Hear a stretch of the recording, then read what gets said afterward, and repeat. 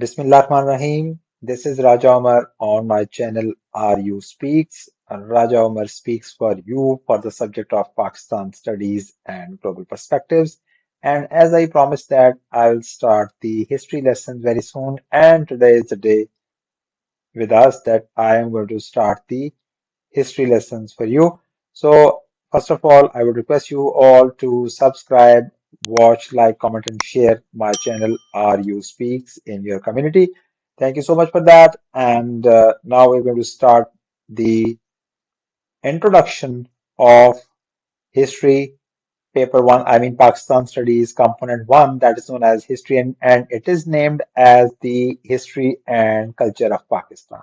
So that is the actual name of the component one, I mean paper one, and it is again of 75 marks, and you are given with 5 questions in the paper, and out of those 5 questions, you are supposed to attempt three, but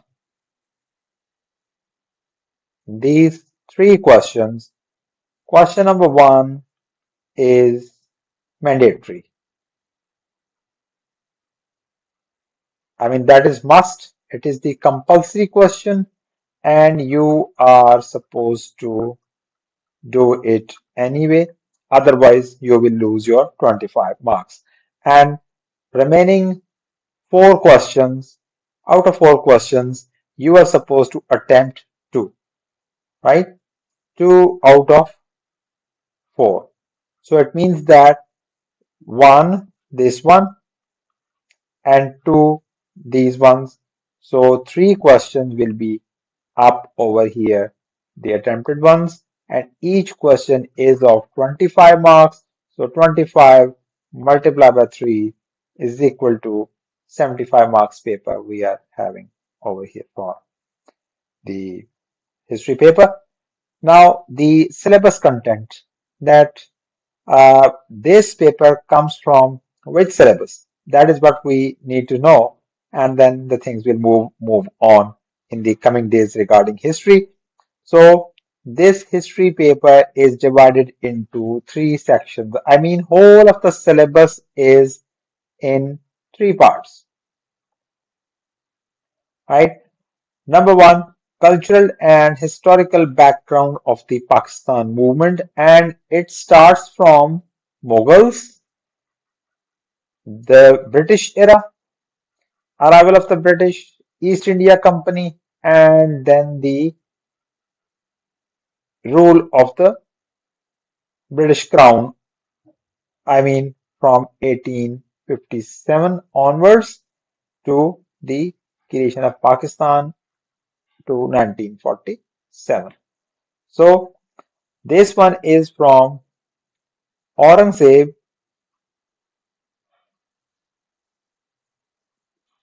to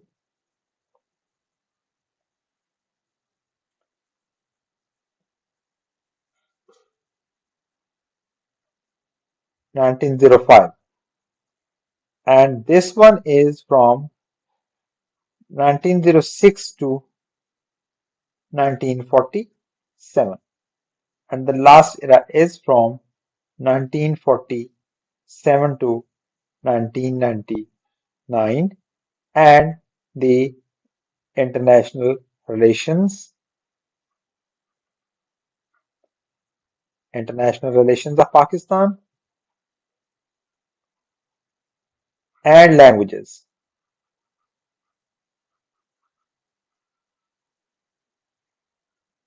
So all these collectively make your paper 1 syllabus content from Mughal Emperor Aurangzeb to 1905. The first one, this is what we call section 1, right?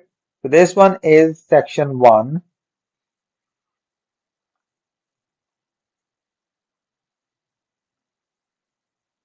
This one is section 2, and this one is section 3, right? So it is easier for the student. When we get into the paper, what we see that the paper has 5 questions.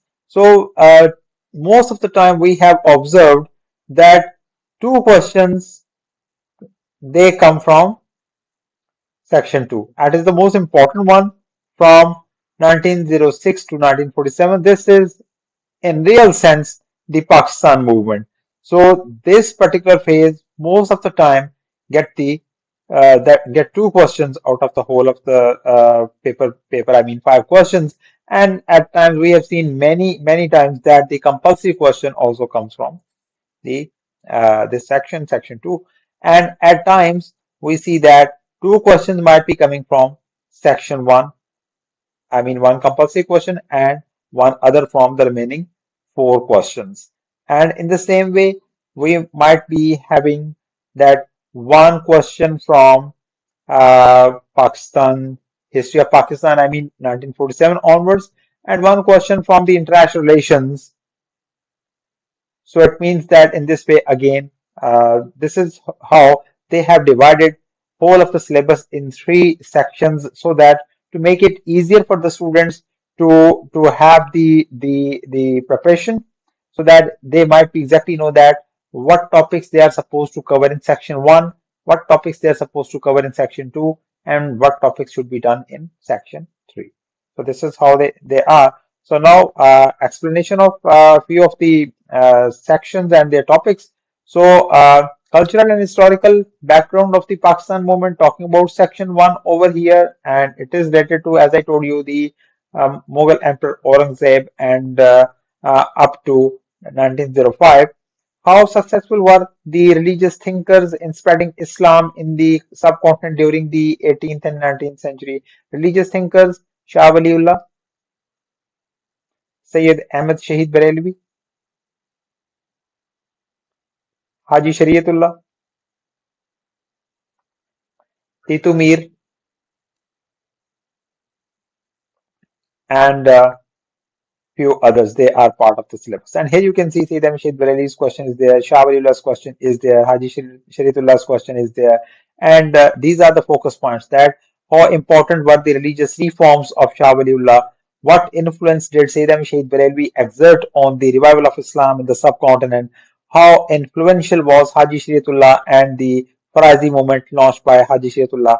So in the same way, now the specified content the students may be able to learn the religious reforms of Shah Waliullah and his role in the practical, political and religious context of the time, Sayyid Amshid Bareli and the revival of Islam in the subcontinent, especially in Punjab and Khyber Pakhtunkhwa regions, the Jihad movement and the Mujahideens of Sayyid Amshid Barelvi, and Haji Shariatullah and the Farazi movement. So it means that they should be knowing about the particular topics related to these religious thinkers. Now, next one, key question is what were the causes and consequences of the decline of the Mughal Empire? So, as I was telling you that we might be discussing that Aurangzeb and afterwards that what happened after Aurangzeb and Mughal weaknesses from 1707 after the death of Aurangzeb make decline inevitable of the Mughal Empire, and what role did East India Company play in the decline of the Mughal Empire, that how slowly and gradually East India Company started taking over the affairs of the subcontinent to make certain factors related to the decline of the Mughal Empire. So, how successful was British expansionism in the subcontinent to 1857? And these are the focus points for section 2. And now the specified content for this one, what it should be, that the internal Indian reasons for the decline, the impact of Aurangzeb's policies on the decline, and then the effectiveness of his successors and rulers, problems of controlling the empire, the rise of the Marathas and the Sikh empires in Punjab and central India, leading to the decline of the Mughal Empire over here. So these are the particular focus points students are supposed to be with, and here is the specified content for that, what they have to learn. External reasons, like that why the Mughal Empire declined. Externally, foreign invaders, Nadir Shah, Afghanistan, Ahmad Shah Durrani, the East India Company's arrival, involvement in the subcontinent, British relations with the later Mughal rulers of Delhi, British expansionism from the 1857 to 1750 to 1850 in the subcontinent, a general overview of the course of and the reasons for British annexation of the territories which now encompasses Pakistan, including Anglo-Sikh wars, the annexations of Lahore, Punjab, and Peshawar. The British searched for a natural and scientific northwest frontier province, what we call Khyber Pakhtunkhwa these days, and British policy towards tribal territory. So this is the content related to this one. And now the key question number 3. What were the causes and consequences of War of Independence of 1857-1858? So very important topic it is, and the focus points are these one.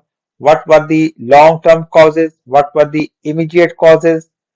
Why was independence not achieved? I mean, why the War of Independence failed, and what were the immediate consequences of the war. So these two are related to the failures and the consequences not being achieved, and these two are related to the causes of the war, immediate and long term. So the immediate and underlying causes of the war, the attitude of the Bahadur Shah Zafar, he was really very weak emperor at that time, had no real powers in his hands to save the empire.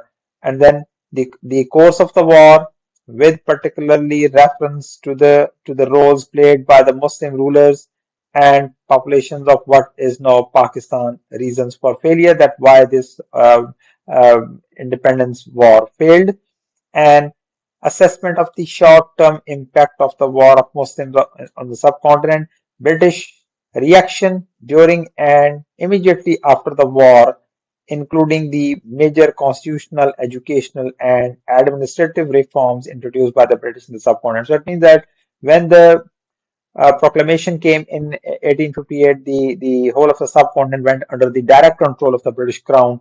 What sort of further reforms they brought to administer the land effectively?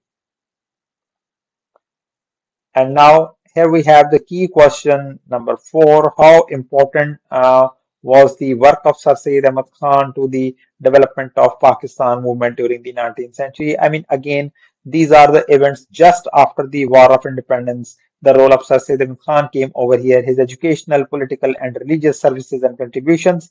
How important was his two-nation theory concept? What was the Hindi-Urdu controversy of 1867?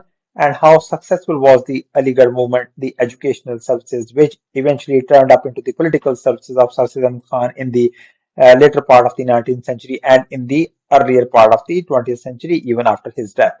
So these are the specific points related to this one, that what students are supposed to learn, his contributions for the education of the Muslims, and revitalization of their natural national consciousness, and to overview of his main educational works and the importance and understanding of his social and political theory and its origin, the impact of his work on Muslims and the Western world. I mean, how he tried to merge the educational systems of the West with the local educational system of the subcontinent, his relations with the British and the ulamas.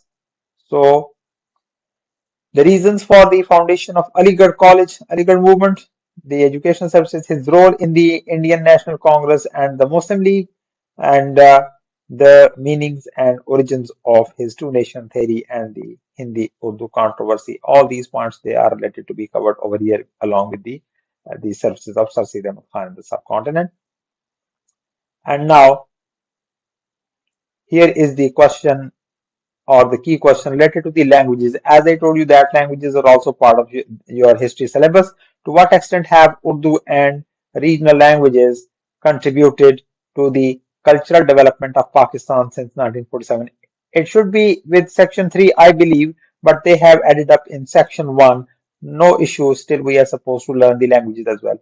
Why did Urdu become the national language of Pakistan? So we are supposed to give the solid reasons for this particular question and response. How successful has the promotion of the regional languages since 1947? That how the regional languages have promoted themselves through different means in Pakistan after 1947, through media, through literature, through art and architecture. In all those phases, these points they come up over here. The importance of Urdu.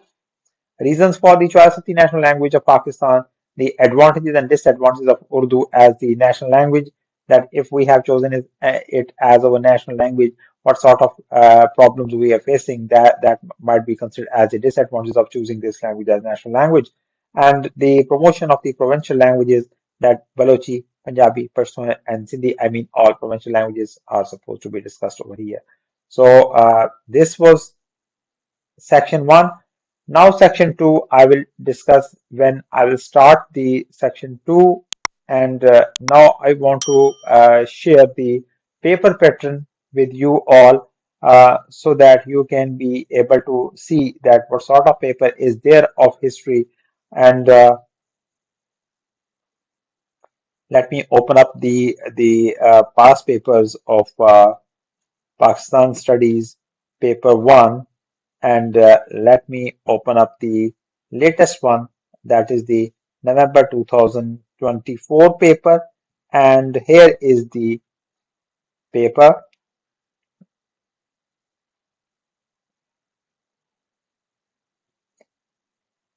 November 2024 paper you can see. Let me open up in Microsoft Edge so that I can easily annotate on it. Okay, so here is the paper, and this is the top sheet, the history and culture of Pakistan, and October, November 2024, 1 hour 30 minutes time, and for 75 marks you are supposed to attempt. Paper 1, the history and culture of Pakistan. You must answer on the enclosed answer booklet. You will need answer booklet enclosed and insert enclosed. And if I open up the file of insert as well,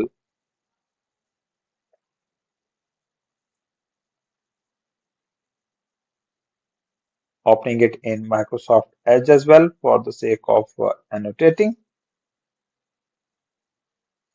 So here we have the insert, that the part of the paper containing sources for you, and this is insert, and this insert contains all the sources referred to the questions. I mean, we are supposed to be with these sources, very especially question number 1. Okay. Source A, given over here Zulfikar Ali Bhutto, it means that this question is from section 3. So these sources, they are related to question number 1, the compulsory one. So, and Zulfikar Ali Bhutto's era come in section 3. So if these sources are given, so it means that the compulsory question has come from section 3 this time in November 2024. So source A, most of the time or all the time in the form of a small paragraph containing some information, and you are supposed to respond to question number 1, part A, for 3 marks. I'll show you the question paper. Let me move on. And here we have a picture over here. I mean, that is the pictured description you are supposed to do. And you can see that Zulfikar Ali Bhutto is on the mic, might be addressing the nation. Zulfikar Ali Bhutto speaks to the nation about Pakistan's foreign policy in 1971. So that is the hint given over here in the form of the caption. So this is for question number 1, part B, for 5 marks.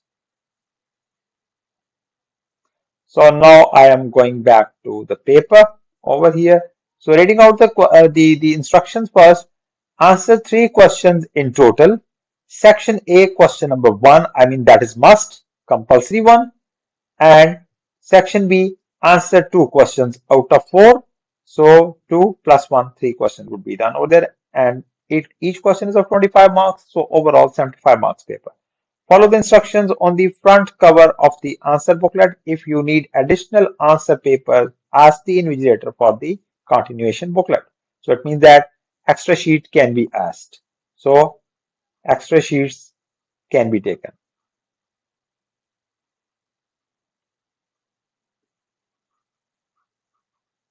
Okay. Now information, the total marks for this paper 75 as I told.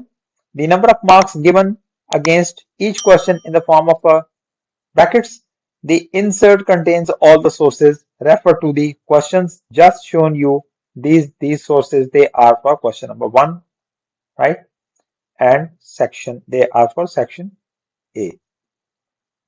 So here moving on, section A, you can see right at the top mentioned. Answer the following question. So it means that it is must. Section A is must. You cannot leave these 4 parts, question number 1, A, B, C, D, you can't leave them. They are of 25 marks. If you leave them, you're going to lose these 25 marks.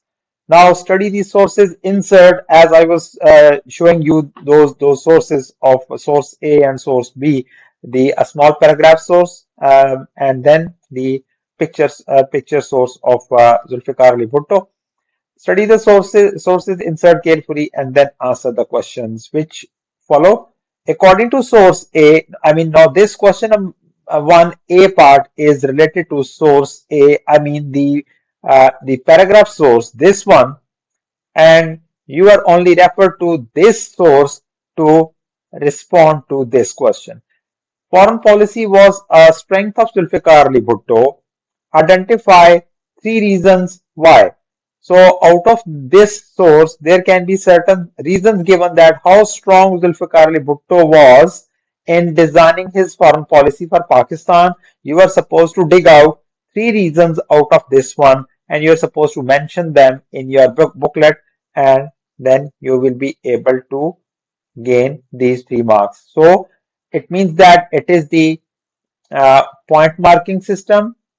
It means that if you write 3 valid reasons out of that source, you will be awarded with 3 marks, right? So if you write 2, you will be given 2 marks. If you write 1, you will be given 1. Okay. What does source B tell us about how Zulfikar Ali Bhutto wanted to govern Pakistan? Looking at that picture, you are supposed to explain, you are supposed to infer,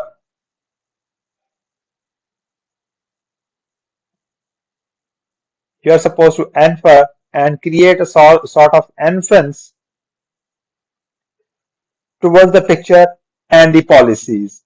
So this is how we will discuss the marking scheme of this one. I'm just telling you the paper pattern right now that this pictured description question is of source B and it is the part B of question number 1 and it is of 5 marks. When I will explain the level marking of this question tomorrow's lesson, inshallah, then you will be able to know that how you are supposed to attempt this section B. Then section C, most of the time section C is question related to why, I mean reasoning. Whenever there is the section question given with why, it means that you are supposed to explain the reasons that why it was happening.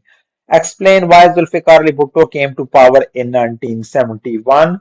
So 7 marks question. We will discuss its marking scheme in the later lessons tomorrow or day after tomorrow, inshallah. And here we have a detailed descriptive or analytical sort of question, that is, the Zulfikar Ali Bhutto's health reforms were more significant than his constitutional reforms for the people of Pakistan between 1971 and 1977. How far do you agree with this statement?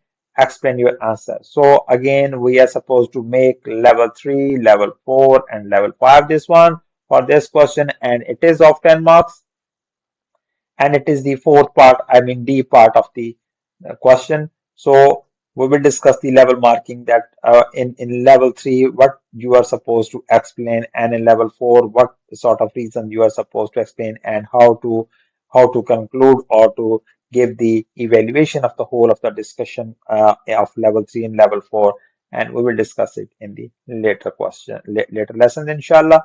So first I'm explaining the question paper to you all. So the scheme of this compulsory question is that A 3, B 5, C 7, and D is 10. So most of the time we say that question one is I have given a code to my students 35,710, 3 marks for A, 5 marks for B, 7 marks for C, and 10 marks for D. So if they remember this code 35710, they will never lose or never forget that what question 1 is all about. Now the rest of the questions, they have the same sort of symmetry regarding their marks. So question number 2, section B, this section contains 4 questions as I told you, and you are supposed to attempt 2. You have the choice of 2. Question 2, 3, 4, and 5. I mean 2, 3, 4, 5. 1 was compulsory. So these 4 questions you are supposed to attempt 2 out of them. So here we have describe what happened at the Battle of Kanpur. It means that section 1 of the syllabus, I mean before 1905, right? Explain why Urdu was chosen as the national language. Again, it is from section 1 as I was explaining. Assess the contribution of the religious thinkers to the spread of Islam across the subcontinent between 1700 and 1850. Explain your answer. 14 marks. So now in the remaining questions over here in section B, each and every question will have 3 parts, A, B, and C.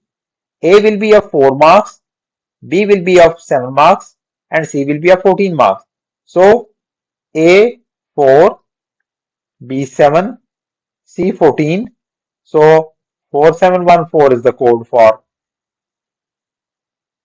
the remaining all questions of section B. So we will discuss the marking schemes of all these. Again, this one is exactly the same one as of C part of section A. Here we have C part of 7 marks, but in all other questions we have part B of each question is of 7 marks, but the marking scheme is same. So how to attempt 10 marks question and how to attempt 14 marks question, almost the same, but we will talk about that how many marks you will be given out of level 3, level 4, and level 5. So again, you can see this is question number 3. Again, it has ABC parts, and again it has 4, 7, 14, right? And question number 4, ABC parts, 4, 7, 14. And if you sum up these, it will come up with 25, over here 25, and over here 25, and the compulsory question up over here, that is 3, 5, 7, 10. If you add them up again, you will come up with the sum of 25. So it means that each question is of 25 marks, whether it is having 4 parts or 3 parts. ABC, D of compulsory question, and ABC of rest of all. So question number 5, ABC again, and 4, 7, 14.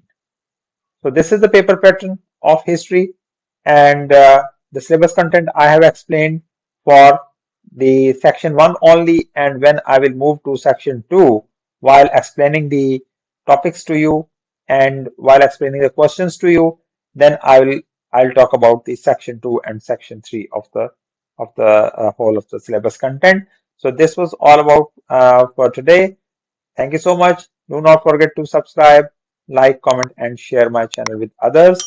Inshallah, you will learn a lot of history, geography, and global perspectives here. Thank you so much. Allah Hafiz.